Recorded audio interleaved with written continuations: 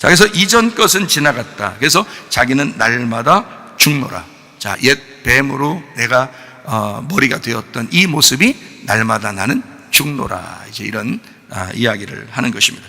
자, 그러면 고린도후서 5장 17절에 그런즉 누구든지 그리스도 안에 있으면 뭐라고요? 새로운 피조물이라. 이전 것은 지나갔으니 보라 어떻게 됐다고? 새 것이 되었도다 할 때 그 새로운이라는 말이요, 카이노스라는 말입니다. 카이노스. 이 카이노스라는 게 새로운이라는, 그냥 새로운이에요. 새로워졌다는 말이야. 그게 새로운 피조물. 자, 새 것이 되었다 할 때 그 새 것, 이것도 카이노스예요. 이게 새로운, 그렇게 되었다는 거예요. 자, 성경 요한계시록 21장 5절에 보면 이런 말씀이 있죠. 보좌에 앉으신 이가 이르시되 보라 내가 만물을 어떻게 됐다? 새롭게 한다. 이 새롭게가 카이노스예요. 만물을 새롭게 한다. 요한계시록 21장에 이렇게 기록을 하고 있잖아요. 만물을 새롭게 하겠다, 카이노스 하겠다 하시고 또 이르시되 이 말은 신실하고 참되니 기록하라 그랬어요. 이것은 그대로 이루어지는 일이다 라는 얘기죠. 이게요, 그러니까 요 이전 것하고 새로운 것을 지금 비교하는 것입니다. 이전 것과 새로운 것을 비교해서 이전 것은 먼저 있는 거, 그 다음에 새로운 것은 나중에 오는 건데, 이 새로운이라는 말이에요. 카이노스. 이렇게 새롭게 됐다, 정결하게 됐다, 깨끗하게 되었다, 이렇게 된 거예요. 그러니까 이게 바뀐 거예요. 바뀐 거. 네, 완전히 바뀐 거예요. 자, 이게 이제 요한계시록 21장 1절 2절 말씀 한번, 또 내가 새 하늘과 새 땅을 보니 처음 하늘과 처음 땅이 없어졌고 할 때 그 새 하늘 할 때 그것도 카이노스, 새 땅 할 때 그것도 카이노스. 새 하늘과 새 땅을 보니까 처음 하늘과 처음 땅이 없어졌고 바다도 다시 있지 않더라, 이렇게 됐어요. 바다는 우리가 탄생하는 곳이고요. 여러분, 엄마 자궁이 바다죠. 그 자궁이, 그러니까 바다에서 우리가 탄생한 거예요, 다. 근데 다시 그 안으로 들어간다는 거예요. 그게 뭐냐면 죽음이란 말이에요. 그 돼지가 바다에 다시 몰살하는 것도 똑같은 거예요. 다시 자궁 안으로 들어가. 그래서 왜 예수님을 찾아왔던 그 사람이 있죠. 우리가 거듭나야 된다 그러니까, 물과 성령으로 거듭나야 된다 그러니까, 그러면 엄마 뱃속에 다시 들어가야 됩니까? 막 이런 얘기 하잖아요, 그죠? 이게 그런 얘기가 아니라 하늘에서 다시 태어나야 된다, 이런 말을 하는 거죠, 그죠? 너는 그대로 있는데 하늘에서 다시 태어나는 거야. 그러니까 이 사람 얘기도 무시할 수 없는 게, 다시 자궁 속, 엄마의 자궁 속으로 들어가야 됩니까? 라고 하는 거죠. 그러니까 이게 죽음이라 그러는 거예요. 근데 거기서 아예 죽어서 그쪽에서 그대로 있으면 안 되는 거죠. 그러면 들어갈 이유가 없지, 그렇죠? 부활해서 나와야 되지. 그냥 몰살해서 거기서 바다에서 살아버리면 안 되지. 거기서 죽어서 그대로 있으면 안 되지. 부활해서 나와야 되죠. 그래서 죽어야 부활하는 거니까, 그래서 죽은 사람이 부활해서 나온다, 새로워진, 이렇게 되는 거예요. 그래서 새로운, 이런 말입니다. 자, 다시 말하면 이런 거예요. 좀 예를 들어보면 원래 있던 고장난 휴대폰이 있어요. 원래 있던 고장난 휴대폰을 어떻게 하죠? 그냥 들고 있어요? 될 때까지? 아니죠. 어디로 가지고 가요? 서비스 센터에 가지고 가면, 서비스 센터에서 못 고치는 건 다 어디로 가요? 또 공장으로 가겠죠. 그래서 공장으로 가요. 그래서 공장으로 가서 어떻게 낡고 고장난 휴대폰을 공장으로 다시 집어넣어요. 서비스 센터로 다시 집어넣는다고요. 그러면 거기서 어떻게 해요? 그냥 그대로 갖다 줘요? 고쳐서 줘요? 고쳐가지고 새롭게 부속품이 잘못됐으면 부속품을 갈아서, 아니면 여기 껍질이 잘못됐으면 껍질까지 다시 갈아가지고 새롭게 만들어서 다시 새 휴대폰이 돼서 주잖아요, 그죠?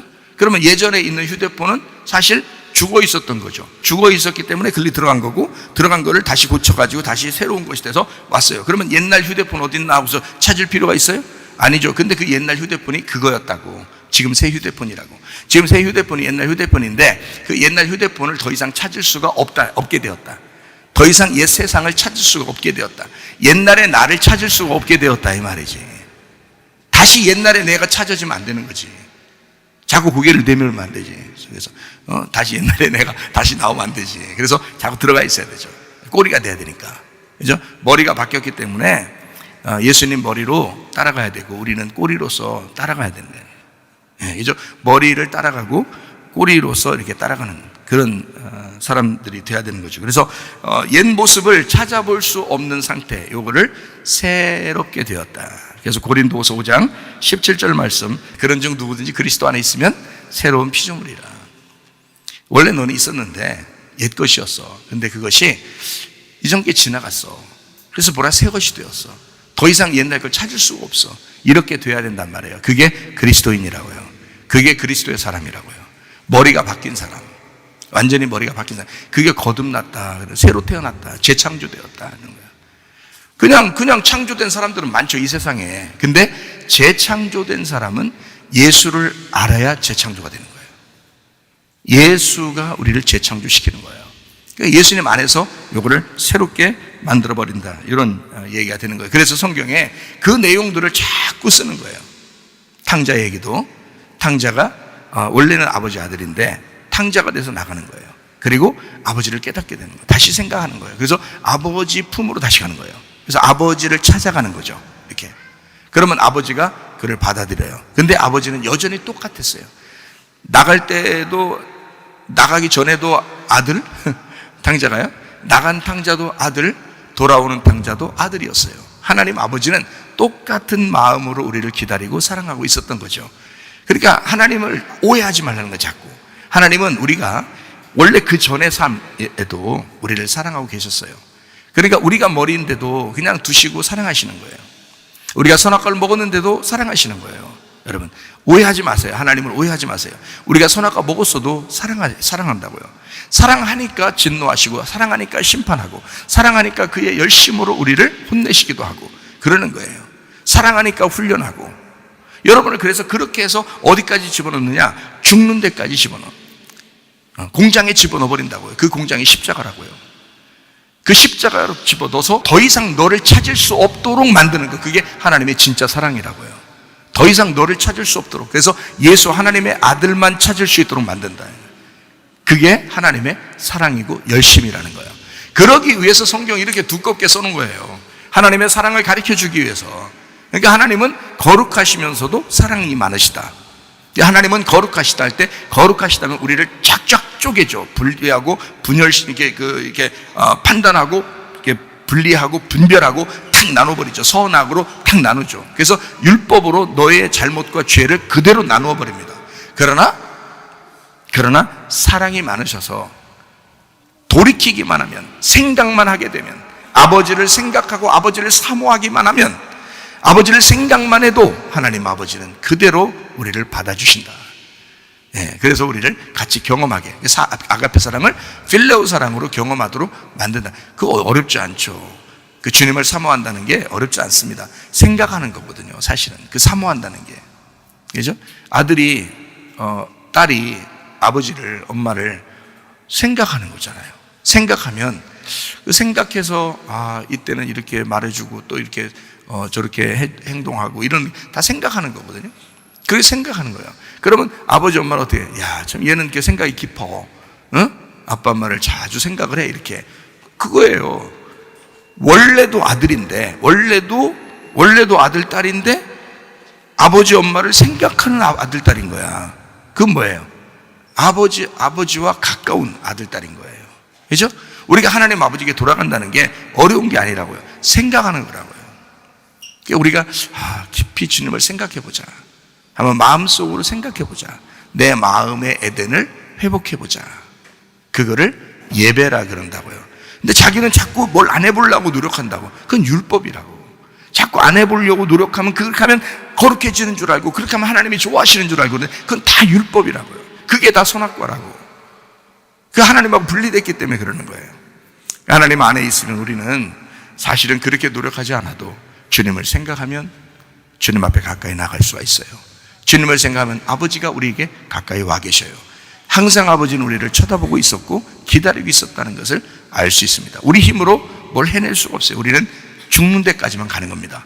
그러면 하나님은 우리를 살려주시죠. 그래서 죽었다가 살아난 아들이 아버지의 진짜 상속자인 거예요. 그게 누가복음 15장에 나와 있는 말씀입니다.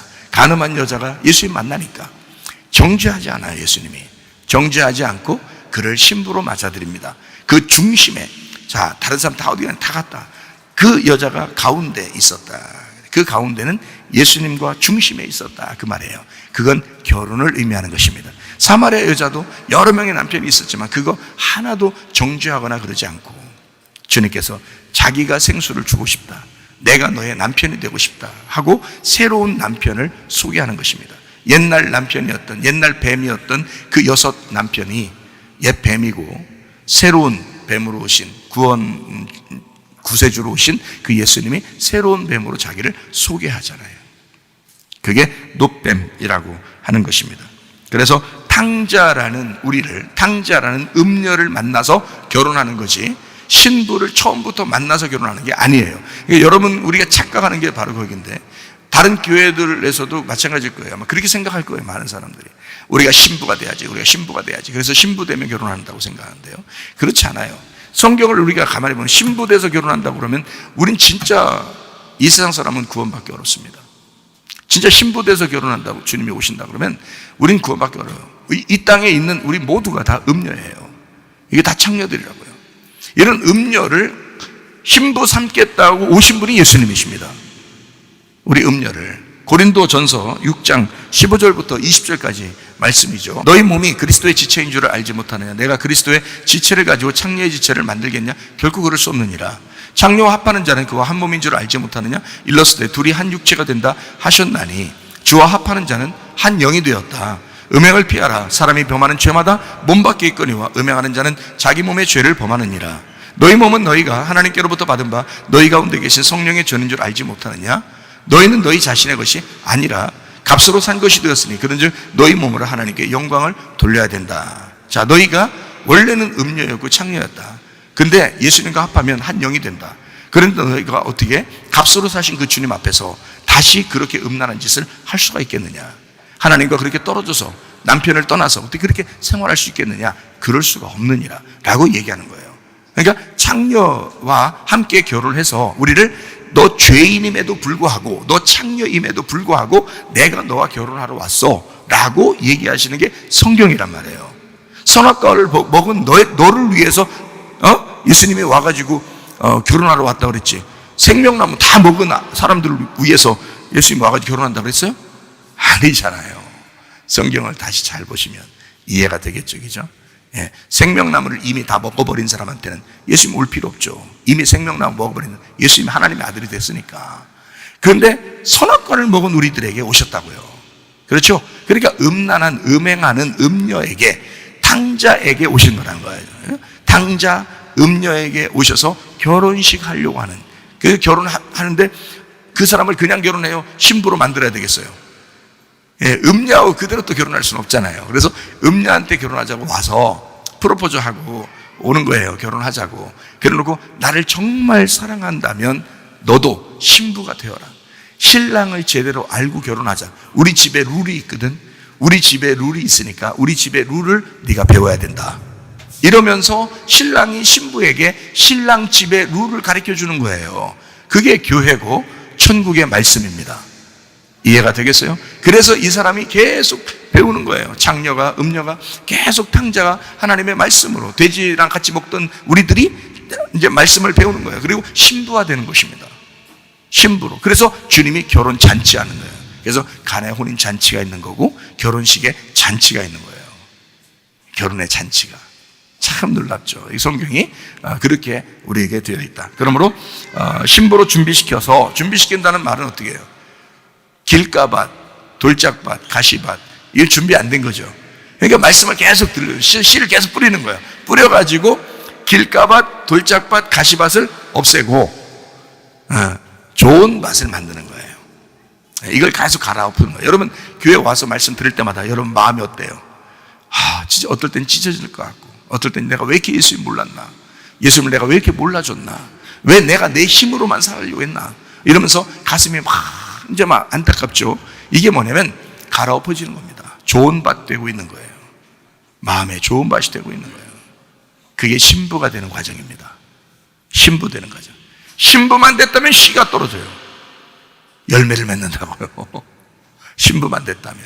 자, 그래서 하나님 말씀을 열매 맺게, 돌아온 탕자, 신부가 되게 해서 결혼 잔치를 하게 되는, 상속자가 되게 하는, 그것이 성경이었다. 하나님의 진노도, 하나님의 열심도, 하나님의 우리를 심판하신 그 심판도 사실 계시록에 보면 하나님이 우리하고 결혼하고 싶어하는 하나님의 결혼 사랑의 구애다. 그것을 우리가 이해할 수가 있습니다.